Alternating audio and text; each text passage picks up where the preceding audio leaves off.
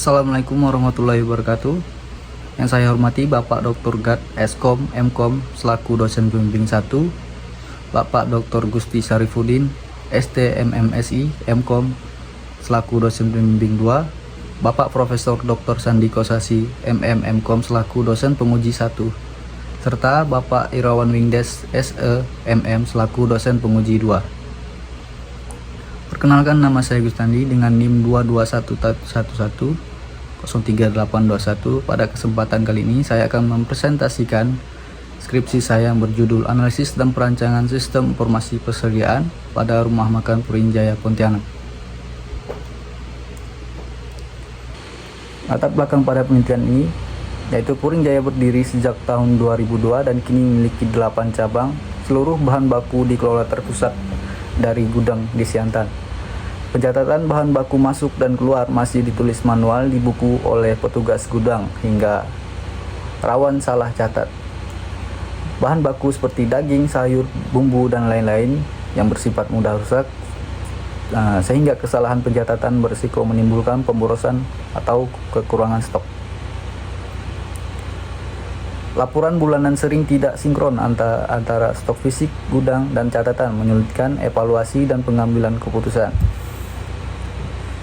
Selanjutnya, rumusan dan batasan masalah. Rumusan masalah pada penelitian ini yaitu bagaimana menganalisis dan merancang sistem informasi persediaan bahan baku berbasis web yang mampu meningkatkan akurasi pencatatan stok, mempercepat penyusunan laporan persediaan, mempermudah pengendalian bahan baku antar cabang. Dan batasan pada penelitian ini yaitu fokus pada data bahan baku, stok masuk dan keluar, permintaan cabang, persetujuan gudang, dan laporan. Serta tidak membahas sistem penjualan, keuangan, penggajian, kasir atau akuntansi, dan tidak membahas masalah ROP dan ROP.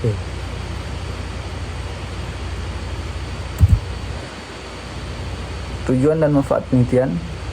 Tujuan penelitian ini yaitu merancang dan menganalisis sistem informasi persediaan berbasis web dengan framework Laravel untuk membantu bagian gudang mengelola data persediaan bahan baku secara efektif dan efisien, mulai dari pencatatan stok masuk, keluar, hingga pembuatan laporan harian atau bulanan.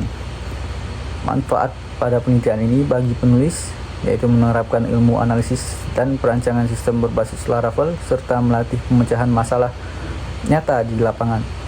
Selanjutnya, bagi Rumah Makan Purinjaya yaitu pemantauan stok lebih cepat, resiko kehilangan data berkurang, dan keputusan manajemen didukung data akurat. Bentuk dan metode penelitian yaitu studi kasus pada Rumah Makan Purinjaya menggunakan pendekatan Design Science Research Method atau DSRM yang memiliki 6 tahapan. Yang pertama yaitu identifikasi masalah, yang kedua menentukan tujuan, yang ketiga desain, yang keempat demonstrasi, yang kelima evaluasi, dan yang terakhir komunikasi. Teknik pengumpulan data yaitu observasi, wawancara, dan dokumentasi. Fitur utama pada sistem yaitu manajemen data master yang untuk mengelola akun pengguna seperti admin gudang dan kasir cabang, serta data bahan baku berserta stoknya, transaksi stok masuk dan keluar, pencatatan penerimaan dari supplier, dan distribusi ke cabang. Stok terupdate otomatis. Permintaan dan persetujuan, cabang mengajukan permintaan bahan baku, admin gudang menyetujui atau menolak. Stok terupdate otomatis. Serta laporan dan monitoring. Laporan stok masuk, keluar, dan permintaan dapat dicetak. Pencarian data dan notifikasi stok. Arsitektur dan perancangan sistem dirancang menggunakan Unified Modeling Language yaitu berupa use case, activity, sequence, class diagram, serta IRD dengan normalisasi database. Pengujian black box testing. Pengujian mencakup login, pengelolaan bahan baku, permintaan cabang, persetujuan gudang, stok masuk, stok keluar, seluruhnya diverifikasi terhadap hasil yang diharapkan pada skenario input. Kesimpulan pada penelitian ini yaitu sistem terintegrasi berhasil dirancang dan dibangun. Data bahan baku, stok gudang atau stok cabang, permintaan, stok masuk dan keluar, hingga laporan dalam satu sistem terpusat. Selanjutnya yaitu masalah lama teratasi pencatatan manual, sulitnya pantau stok tiap cabang, dan proses permintaan yang belum terintegrasi kini tertangani.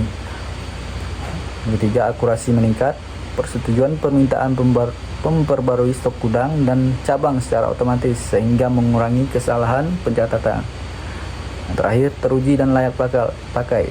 Seluruh fitur dinyatakan sesuai pada black box testing sehingga sistem layak digunakan secara operasional. Punya saran, yang pertama, integrasi supplier. Sistem juga dapat ditambahkan fitur pemesanan bahan baku langsung ke pemasok melalui sistem. Selanjutnya, aplikasi mobile. Sistem juga dapat dikembangkan versi mobile agar stok dapat dipantau kapan saja dan di mana saja. Yang terakhir, perluasan ke semua cabang. Menerapkan sistem di seluruh cabang agar pengelolaan makin terintegrasi. Sekian presentasi skripsi saya. Mohon maaf apabila ada kekurangan. Saya ucapkan Assalamualaikum warahmatullahi wabarakatuh.